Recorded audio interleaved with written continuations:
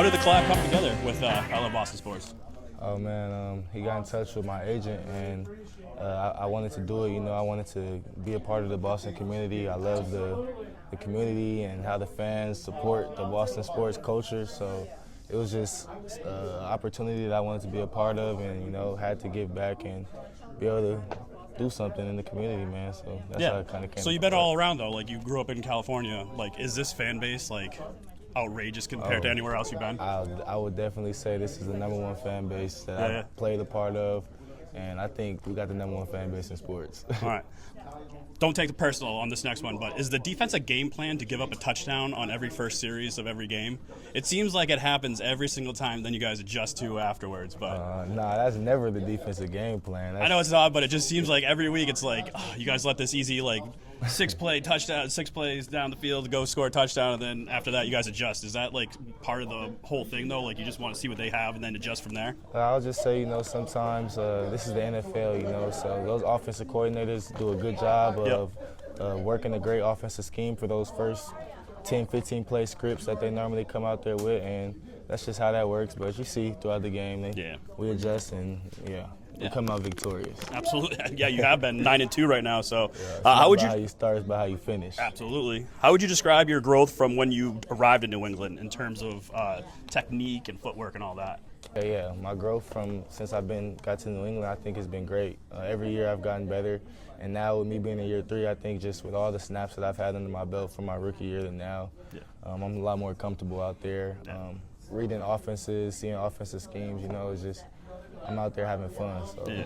And you have probably one of the best defensive back rooms in the NFL right now. I mean, 100%. Between you guys and Denver, I mean, I'd say 1 and 2. 100%. 1A, 1B kind of thing right now. Perfect. You have been a Patriot. No, you don't have to police this.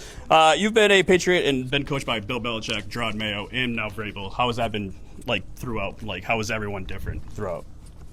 I just say it's been good being coached by all 3 of those coaches. You know, they're all great coaches, and they all bring a lot of knowledge to the game. So being able to play for great coaches like that, it helps you in your game, and you know, being able to take it on with my career. Yeah. Who in the defensive back room was your biggest mentor? Could have been a young guy, could be a veteran when you first got here. Jonathan Jones. You know, he was a great veteran in our DB room. Someone who showed us how to be a vet, who's won at a high level. You know, and you know, so he was a great vet for us. Do you and Christian Gonzalez not talk when like college football's going on? Because you're an Oregon State guy, he's an Oregon guy. Is that like one of those things where you guys just don't talk like when that game comes on? Man, but when that game comes on, this is he know in the locker room. I hope we win, but man, Oregon State, we gotta get together this year. Yeah, we gotta get it together.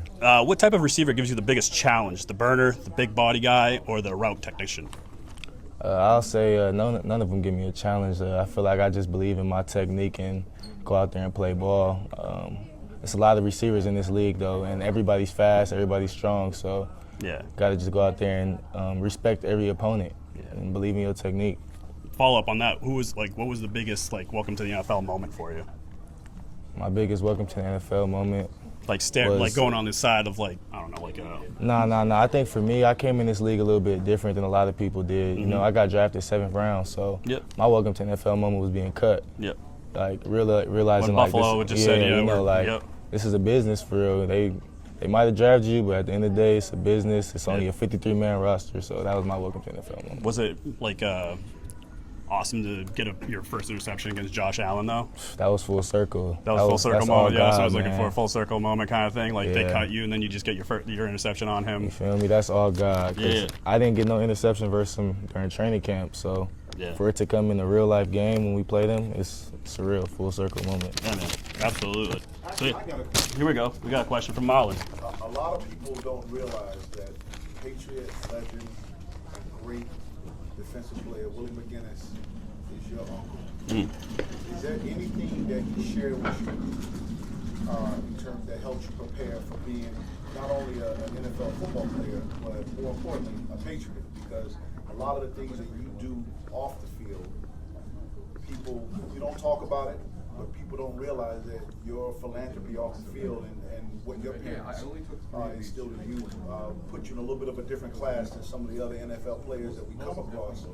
And is there anything that they share with you, Willie, and your parents that help prepare you for some of the things that you're seeing and doing right now? 100%. Me being blessed to, have someone like that in my life to show me the ropes of the NFL and how to be a professional at a young age. I feel like I always approach the game differently because I had someone like that seeing what the game can do for you and your family. So he gave me a lot of game on just how to be a athlete both on and off the field, and that comes with doing community work.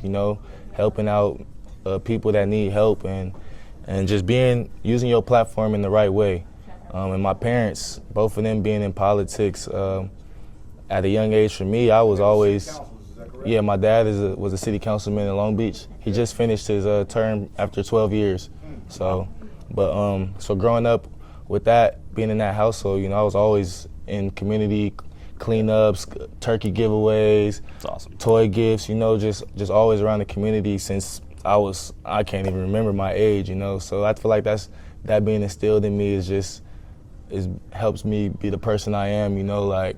Now that you're blessed, like you probably want to give back to the community as much as you can, right? For sure, and then I always remember, like, no matter how hard of a day I might have, like, there's always somebody out there that has it worse than you. Mm-hmm. So put a smile on and try to put a smile on someone else's face. That's kind of like my daily motto that I live by. That's awesome. So a lot of times we think about being born into it as a fan is that, your parents were Patriot fans, and so you grow up being a Patriot fan.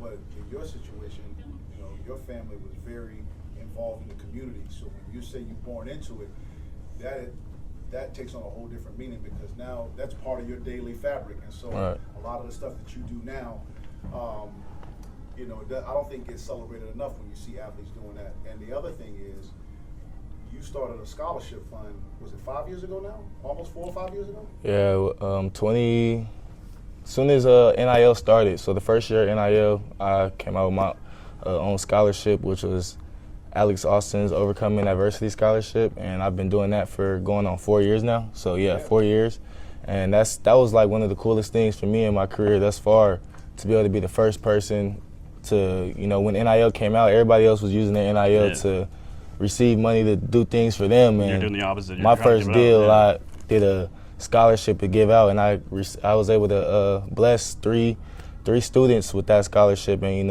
and to hear these stories from people and for them to be vulnerable enough to explain what they went through, to me it was a great feeling to be able to be that helping hand and be that light to them, for sure. What's the amount of applicants that you've gotten in a year?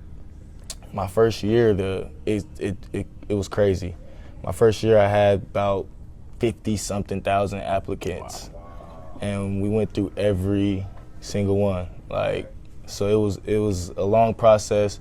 And what ultimately it came down to, I read the top 20, and I labeled it to a top 10, and then went from there, gave out 5 scholarships that year. But that was a crazy process, and it was honestly beautiful to see what you can do by just trying to help someone out and how people get vulnerable because they're in need. So it was beautiful for me to be that light and talk to them. I was able to meet with the winners on Zoom and present to them, let them know that they won. So it was cool. It was a great experience. The thing that I don't think gets talked about in terms of the impact and the halo effect of the stuff that you do is that it inspires others when they hear what you're doing. It makes them feel compelled to get involved in whatever way they can. Some people may not be in a situation financially to do the things that you're able to do or somebody else might be able to do, but it gets them off the sidelines, no pun intended, to get involved in the community and do something for other people. And certainly we like to surround ourselves with guys like yourself that are doing that because there's more to life than T-shirts, there's more to life than football. For sure. And we're grateful for the opportunities that have come to us and the blessings that we've received because of what we do. Yeah. And I think it's important that you share that with others. So you got our support. I already talked to your agent about supporting that cause. And I'm glad to see you do it. I just want you to have an audience and tell people because that's an awesome thing, man. Yeah, because there's not a lot of athletes that do that either. They don't take the time out and they just don't want to give back to the community what you're doing. So yeah, that's real. So I love it. Yeah, absolutely, man. Hey, I appreciate you. Appreciate Alex you. Austin. Good luck this weekend against Cincinnati. Thank you. No Yes, Jabbar Chase, so that's going to be a blessing for you right there, right? You don't have to worry about that guy. We're gonna get that dub. Yeah, you will.